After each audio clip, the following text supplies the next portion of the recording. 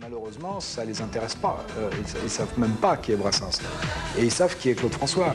Donc, c'est parce que, encore une fois, c'était plus un concept qu'un chanteur. C'était je me répète, un spectacle à lui tout seul. Et maintenant, un boys band à lui tout seul. C'est une projection dans le temps. C'est extraordinaire. Je trouve que c'est bien de franchir les générations, les modes, à travers les artistes et le public. C'est ça qui est extraordinaire. La génération actuelle, quand elle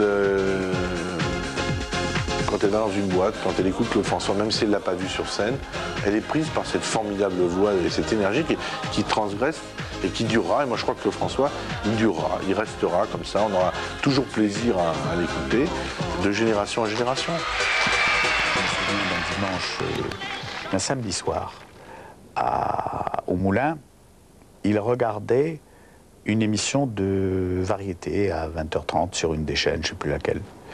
Et sa mère sommeillait sur un fauteuil à proximité. Vous savez, sa mère était une Italienne d'Égypte.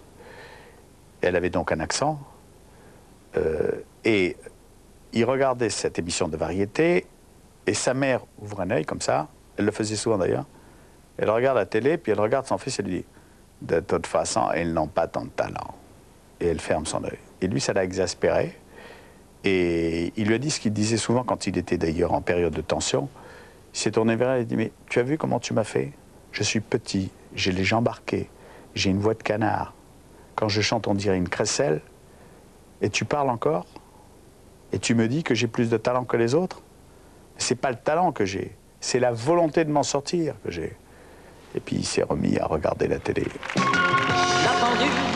J'avais connu quand il était sur la côte, il jouait avec l'orchestre, il était un musicien, un fou du spectacle, même quand il était avec l'orchestre, quand il jouait les congas d'armes et il chantait en même temps.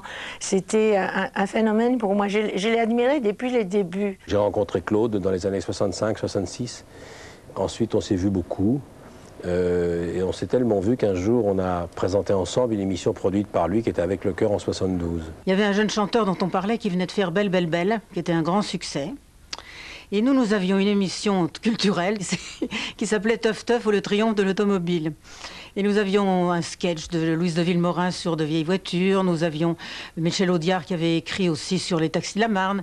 Et puis nous avions Claude François qui était venu chanter et danser devant un hangar de belles voitures. Et quand il a vu ça, il nous a dit « Non, non, non, moi je ne vais pas danser devant, je vais danser sur les toits de voitures. » On s'est demandé si les voituriers seraient très contents, puis on s'est dit après tout, prenons le risque. On lui a dit tu ne vas pas tomber. Non, non, non, pas du tout, ne vous inquiétez pas. Et il a bondi dans tous les sens, il a fait un truc étonnant.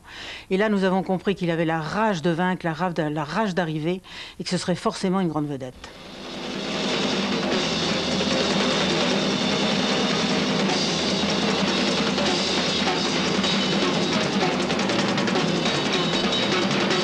Tu vas, René?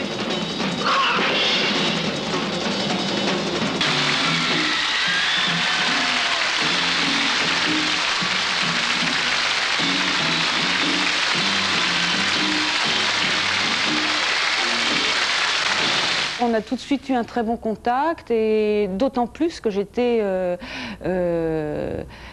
la petite amie en titre de Jean-Marie Perrier, donc qui était à l'époque le photographe vedette de Salut les copains, revue très importante pour tous les chanteurs de la génération de Claude donc, et de la mienne.